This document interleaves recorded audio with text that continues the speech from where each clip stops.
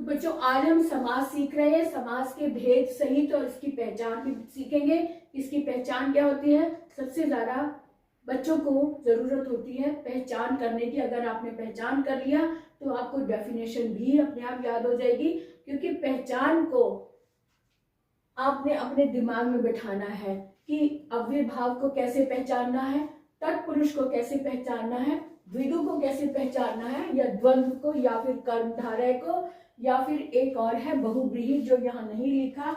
अभी बाद इतना समझाने के बाद मैं बहुव्रीहि भी बताऊंगी, तो आप देखते रहिए, बिना स्किप किए पूरा वीडियो देखिए। और अगर आपने अभी तक सब्सक्राइब नहीं किया मेरे चैनल को तो सब्सक्राइब करें, लाइक करें और ऑल को टच करें और बेल आइकन पर जरूर जाएं ताकि हर वीडियो आप तक पहुंच सके। और इससे भी अधिक ये जरूरी है कि अगर आपको ये वीडियो पसंद आता है, आपकी जानकारी के लिए लाभदायक है, तब ये अपने दोस्तों को भी ये शेयर करें, दोस्तों में ग्रुप में शेयर करें ताकि वो भी इसका लाभ उठा सके। तो आज शुरू करते हैं आज की क्लास। अरुणा कालिया के साथ समास लेकर आई हूँ। कल मैंने 10वीं क्लास के एक बच्चे को ये समझाया था कि पहचान कैसे करनी है, इसलिए मैं आप तक भी ये वीडियो पहुंचा रही हूँ। तो आप भी देखें कि जैसे अव्यय भाव समास को पहचानना बहुत ही आसान है, क्योंकि जिस शब्द में जो शब्द अव्यय होते हैं वो अव्यय भाव समास हो गए। और इसकी पहचान क्या है कि दो शब्द का युग्म तो है, लेकिन पहला जो पद होता है, जो पूर्व पद है पहला वाला, वहां पर एक कोई ना कोई ये उपसर्ग होता है, उपसर्ग जुड़ा हुआ होता है, जहां पर वहां पर अव्यय भाव होता है। क्योंकि अव्यय इसलिए क्योंकि जिस मूल शब्द में एक बार अव्यय लग गया यानी कि उपसर्ग लग गया तो वो पूरा का पूरा शब्दांश ही अव्यय हो जाता है।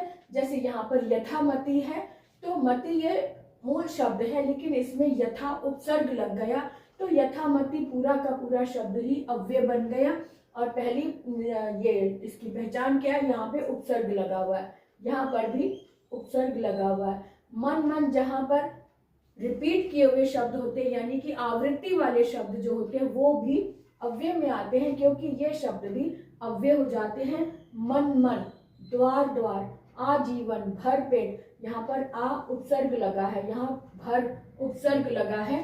तो जहां पर भी जैसे आजीवन लगा तो आ लगने के कारण जीवन शब्द भी, आजीवन जो है पूरा का पूरा शब्दांश ये भी अव्यय हो गया। ये लगने के बाद ये पूरा शब्दांश ही अव्यय हो गया। अव्यय अच्छे से समझ में आ गया। इसका पहला पद यानी पूर्व पद ये उपसर्ग होता है, उपसर्ग लगा होता है, उपसर्ग के कारण पूरा का पूरा शब्दांश ही अव्यय हो जाता है, इसलिए ये अव्यय भाव समास। यहाँ तत्पुरुष समास में तत् मैंने व्यय और पुरुष मैंने व्यक्ति, कि जहां पर व्यक्ति से रिलेटेड कोई कार्य हो रहा है उसमें कोई ना कोई चिन्ह लगा होता है। जैसे आपने संस्कृत में विभक्तियां देखी होंगी, विभक्तियों का कंसर्न भी कारक के साथ होता है। कारक कर्ता ने यानी उस व्यक्ति ने, कर्म को इस व्यक्ति ने उस कर्म को किया यानी करण के यानी किसी साधन के द्वारा कार्य किया गया, के लिए किसी के लिए या से, है ना। तो यहाँ पर जहाँ इस तत्पुरुष में ये पहचान होती है कि यहाँ पर कारक चिन्ह छिपे होते हैं। क्या होता है, कारक चिन्ह कौन कौन से होते हैं ये आपको पता है, लेकिन यहाँ पर एक बात और ध्यान देने की है कि यहाँ पर कर्ता कारक का कोई काम नहीं होता, कर्ता कारक इसमें संलग्न नहीं होता। कहाँ से शुरू करते हैं, इसको कर्म से शुरू करते हैं, कर्म से लेकर अधिकरण तक ये कारक इसमें संलग्न होते हैं। कहाँ से, करण से लेकर, कर्म से लेकर अधिकरण तक। तो कर्म का चिन्ह होता है को, जैसे ग्रंथकर्ता, ग्रंथ को करने वाला यानी कि ग्रंथ को लिखने वाला ग्रंथकर्ता, तो को चिन्ह आया कर्म कारक। तुलसीकृत, तुलसी द्वारा लिखा गया, लिखी गई रचना, तो द्वारा आ रहा है, इसलिए यहाँ पर करण तत्पुरुष हो गया। यहाँ पर क्या हो गया, करण तत्पुरुष यानी तीसरे नंबर पर। इसके बाद जेब खर्च, तो जेब के लिए खर्च, तो यहाँ पर के लिए आ रहा है, इसलिए यहाँ पर संप्रदान हो गया, है ना, संप्रदान हो गया। यहाँ पर है दही बड़ा, दही बड़ा का मतलब दही में डूबा हुआ बड़ा, है ना, दही में। तो दही के अंदर डूबा हुआ बड़ा है, तो में चिन्ह आ रहा है, इसलिए यहाँ पर ये अधिकरण हो गया, है ना, अधिकरण। अब ये है यज्ञशाला, यानी शाला का मतलब होता है एक स्थान जहाँ पर ये पर्टिकुलर वर्क किया जा रहा है। तो यहाँ यज्ञ लिखा है, यानी कि यज्ञ के लिए स्थान, तो यज्ञ के लिए आ रहा है, के लिए का मतलब है कि ये संप्रदान हो गया। अब रसोई घर यानी कि रसोई के लिए, यानी पकवान के लिए बनाया गया घर, यानी रसोई घर। तो यहाँ पर भी के लिए आ रहा है, इसलिए यहाँ पर भी संप्रदान तत्पुरुष होगा। तो जो भी कारक होते हैं उसके साथ सब तत्पुरुष लगाकर, जैसे कर्म है तो कर्म तत्पुरुष हो गया, यहाँ पर करण है तो करण तत्पुरुष हो गया, यहाँ पर संप्रदान है तो संप्रदान तत्पुरुष हो गया, यहाँ पर अधिकरण है तो अधिकरण तत्पुरुष हो गया। इस तरह से कारक को साथ में लेते हुए तत्पुरुष को जोड़ते चले जाते हैं। और एक बात और बता दें कि एग्जाम के दिनों में, एग्जाम में आपके सामने अगर ये प्रश्न आ रहा है, आपने पहचान लिया कि तत्पुरुष समास है, ओके, लेकिन अगर आप ये नहीं कंफर्म कर पा रहे कि कारक कौन सा है, तो चिंता वाली बात नहीं है, आप सिर्फ तत्पुरुष समास ही लिख दें। कर्म कारक या कर्ता या करण कारक वगैरह कंफर्म नहीं हो पा रहा तो उसे मत लिखो, कारक का नाम मत लिखो, सिर्फ तत्पुरुष लिख दो। आपको ये समझ में आ गया कि यहाँ पर कारक के चिन्ह छिपे हुए हैं, लेकिन कारक का नाम नहीं समझ पा रहे हैं, तो मत लिखो, गलत मत लिखना, सही अगर कंफर्म है तब कारक का नाम लिखना, अदरवाइज सिर्फ तत्पुरुष समास लिख देंगे तो आपका आंसर सही हो जाएगा ऐसे उदाहरण में, ठीक है। उसके बाद देखो द्विगु समास। द्विगु समास की पहचान ये है कि द्वि का मतलब होता है दो, है ना, तो दो यानी कि संख्या, दो मतलब संख्या हो गई। तो संख्या वाले गुण, इसको समझने के लिए आप ये समझो कि संख्या वाले गुण जिसमें होते हैं, गु मतलब गुण, द्वि मैंने द्वि यानी दो यानी कि संख्या वाले गुण जिसमें होते हैं वो होता है द्विगु समास। अब जैसे यहाँ पे इसका पहला पद यानी कि पूर्व पद संख्या वाला होता है, तो संख्यावाची विशेषण जहाँ होता है वहां पर द्विगु समास। अब देखो चतुर में 4 संख्या आई है, पंच में 5 संख्या आई है, षड में 6 संख्या आई है, यहाँ पर भी 6 आया है, शत में 100 हो गया, सत से यहाँ पर भी 107 हो गया। तो यहाँ पर जहाँ पर भी पहला पद संख्या वाला होता है, गिनती वाला होता है और वो समूह के रूप में आ रहा है, तो इसका विग्रह करते समय हम कहते हैं कि समूह, जैसे कि ये 4 भुजाओं का समूह, 5 अमृत का समूह, 6 मुखों का समूह आता है, या फिर समाहार लिखा होता है, तो समाहार भी समूह को ही बोलते हैं। तो षण्मुख 6 मुखों का समूह, या 100 सालों का समूह, या 700 दोहों का समूह, ऐसे में ये जहाँ संख्या होती है पहले पद में, पूर्व पद में, वहां पर द्विगु समास होता है। इसकी पहचान बहुत ही आसानी से की जाती है कि जहाँ संख्यावाची विशेषण साथ में दिया हुआ है वहां पर समूह, ये द्विगु समास हो गया। लेकिन इसके विग्रह पर निर्भर करता है कि आप समास का नाम कौन सा दे रहे हैं, क्योंकि जिसमें समूह की बात आ रही है, समाहार की बात आ रही है, तब तो ये द्विगु समास है।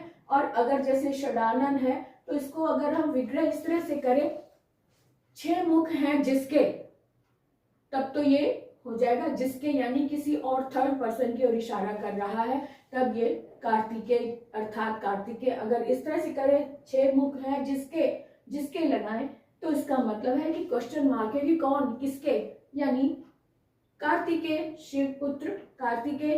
तो वहां पर ऐसे में ऐसे विग्रह के साथ बहुव्रीहि समास होगा। लेकिन अगर हम कहें 6 मुखों का समूह, तब ये द्विगु समास होगा। जहां गिनती को प्रधानता दी जा रही होती है वहां पर होता है द्विगु समास और समूह की बात होती है।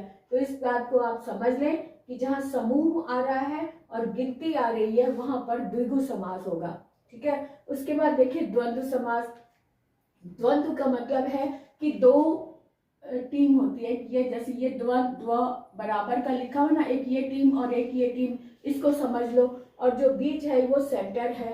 तो दोनों को बराबर का अधिकार देने के लिए यहाँ पर द्व भी सेम है, द्व यहाँ पर भी सेम है, तो इसको इस तरह से भी लिखा जाता है। आप देख लो कि बच्चे इसको देख कर उनको लगता है कि ये शायद अलग शब्द है, द में हल लगा के, क्योंकि यहाँ पर भी द ऊपर है तो वो आधा है, तो द्व और द्व, इसको इस तरह से लिख कर देख लो। तो द्व और द्व ये भी एक टीम हो गई, ये भी एक टीम हो गई, यानी आमने सामने द्व, और जो सेंटर है ये समझो ये आधा न है। तो ये द्वंद्व, यहाँ पर भी सेम बराबर के है ना दोनों अक्षर, यहाँ पर भी सेम है। तो इसी से आप कल्पना करो कि दो दल हैं, दो टीम है, दो पार्टी हैं, या दो व्यक्ति हैं जो साथ साथ चल रहे हैं, या आमने सामने हैं, या प्रतिस्पर्धी है, प्रतिस्पर्धा हो रही है यहाँ पर।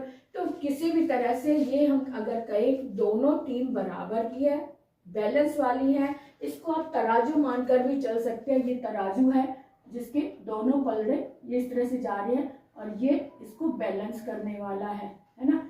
तो ये इसको तराजू को समझकर भी आप समझ सकते हैं, तराजू में दोनों पलड़े बराबर होते हैं तभी वो समान सुई जो सेंटर की जो नीडल है वो बराबर आती है। तो इसलिए जहां दो चीजें हैं, दो पलड़े हैं, और इसको बराबर करने के लिए बीच में शब्द आता है और, या, तथा, अथवा, ऐसे में जब इसको विग्रह करते समय दाल रोटी तो दाल और रोटी, सुख दुख सुख और दुख, माता पिता माता और पिता, रात दिन रात या दिन, या भी लग जाता है, आकाश प्रकाश अंधकार प्रकाश या अंधकार, प्रकाश और अंधकार भी लगाया जा सकता है, ऊंच नीच ऊंच या नीच, और ऊंच और नीच, कोई भी करके इनको बीच में जो संयोजक शब्द लगाकर इनको बराबर का महत्व दिया जाता है। जहां पर वहां द्वंद्व समास होता है।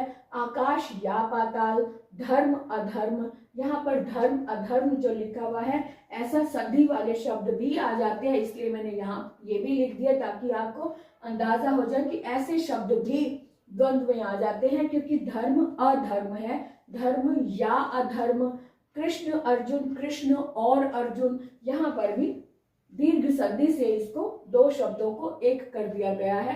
लेकिन जब इसको अलग करेंगे तो कृष्ण और अर्जुन, धर्म या अधर्म, इस तरह के शब्द बनते हैं, वहां पर भी द्वंद्व समास होता है। अब हम देखें कर्मधारय। कर्मधारय में दो विशेषण और विशेष एक साथ चल रहे होते हैं। विशेषण जिसके साथ तुलना की गई है और विशेष जिसकी तुलना की गई है, दोनों शब्द साथ साथ जहां होते हैं वहां कर्मधारय होता है। और इसकी पहचान ये है कि है जो बीच में लगा होता है, के समान लगा होता है, या रूपी लगा होता है। जैसे चंद्रमुख है तो चंद्र के समान मुख, नील कमल है तो नीला है जो कमल, नीला ये इसकी विशेषता है। सत धर्म सच्चा है जो धर्म, पीतांबर पीला है जो अंबर।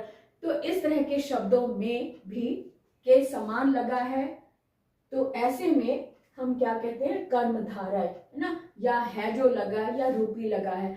और एक बात और समझ लो कि इन्हीं शब्दों में बहुव्रीहि समास भी बनता है, लेकिन इसके विग्रह का रूप बदल जाता है।